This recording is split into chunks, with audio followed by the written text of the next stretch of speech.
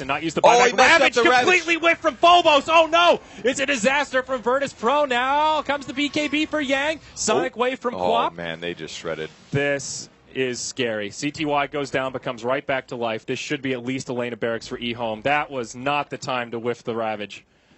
Oh, he pressed it before he blinked. I looked down, and I don't think there was a damage source that hit him or anything.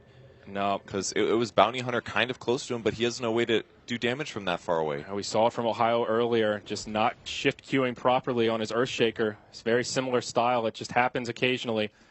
But it's such a small thing, because if he hesitates a little bit after he blinks, then they have a much better chance of getting their BKBs off. They did still kill the Aegis on Lina, but you just can't make that mistake. It's such a big mistake when you're defending. Okay. So, anything else here progression-wise? Phobos, I guess worth mentioning here to all the new viewers joining us that he has a soul booster probably working towards the Octarine core. Not a build that Purge or myself have seen on Tidehunter, but a very interesting idea to lower all these cooldowns. And he was doing much better before, which was part of the reason that it seems like such a terrible item now. You're like, why would you build that? It costs like 6,000 gold on a Tidehunter. You could have just gotten a refresher. Well, I mean, you can disassemble the Arcane Boots. That part's pretty cool, but you don't really have the mana to do Mechanism and Refresh, because Mech is a huge percentage of your mana pool. So he was doing very well before. VP was winning their team fights, but just a couple clutch snowballs coming from ROTK, and eHome's in a big advantage now. Yeah, and they were trying to set something up in the bottom lane here with G hiding in the tree line, but the Ice Blast will fall a little bit short. Also, another big item pickup for eHome here. Lanham picks the Pipe of Insight. Finally gets it completed, so now more magic resistance, and they have something to deal with the Ice Blast from this Ancient Apparition, who's still no progression towards an Aghanims.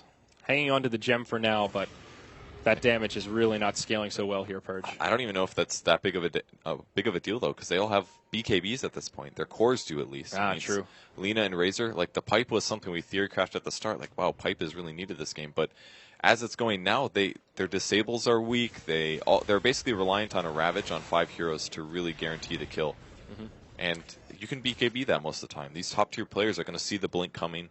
He'll blink in, they're going to pop their BKBs. And at most, you'll stun 3 heroes. But you need to get all of them and get the follow-up damage for them to have a fighting chance in this game if they don't have the chain stuns. And they don't. They don't even have a blink on Rubik. He's just got a cloak. Yeah, they've also got a Shivas now on Yang's Razor, so more item progression on that front. 1,500 gold on the Tidehunter.